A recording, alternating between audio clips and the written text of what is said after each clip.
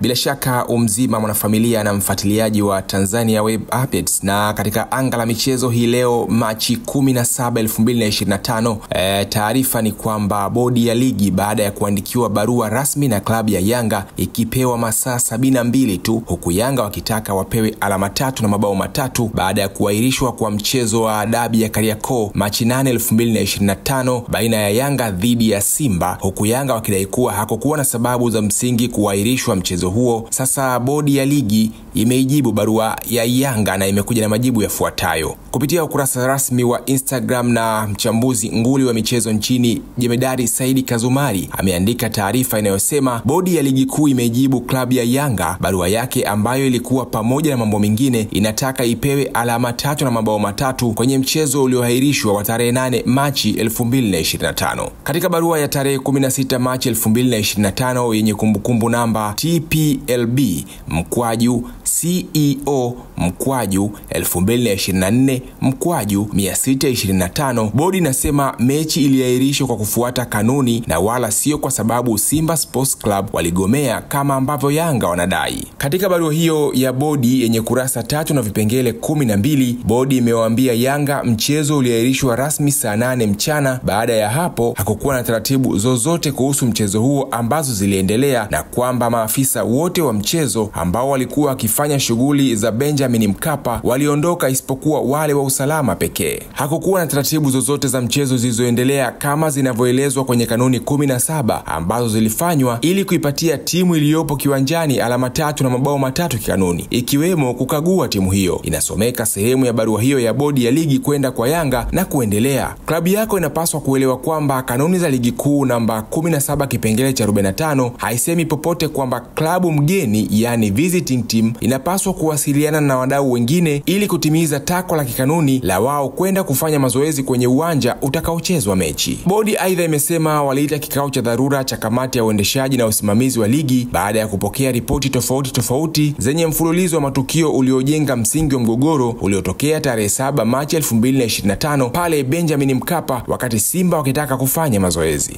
Kutokana na umuhimu na unyeti wa taarifa zilizopokelewa, zingine zilitishia usalama, vitisho, tuhuma za rushwa ambazo zinachukuliwa kwa umuhimu wa pekee kwenye soka. Kamati iliona umuhimu wa kuahirisha mechi ili kuepuka changamoto za kiusalama kabla hazijatokea, kabla au baada ya mechi, ili kujipa muda na pengine kuhusisha vyombo vya kitaifa vya uchunguzi, imesema barua hiyo ya bodi kwenda kwa Yanga. Kamati iliona matokeo hasi ya kuahirishwa mechi ni madogo kuliko matokeo hasi ambayo yangetokea kwa mechi hiyo kuchezwa. Aidha, kwa kupeleka timu kiwanjani, Yanga wamekiuka kanuni ya 47 kipengele cha 18. Na mwanafamilia na mfuatiliaji wa Tanzania Web Updates, hiyo ni ishara tosha kwamba mchezo wa dabi ya Kariakoo uko pale. Ni wajibu wao sasa Yanga kuamua kupeleka timu uwanjani ama kutokopeleka katika tarehe ambayo bodi ya ligi itapanga mchezo huo. Usiache kusubscribe, kushare, kulike na comment ili uwe wa kwanza kupata taarifa mbali kutokea hapa Tanzania Web Updates.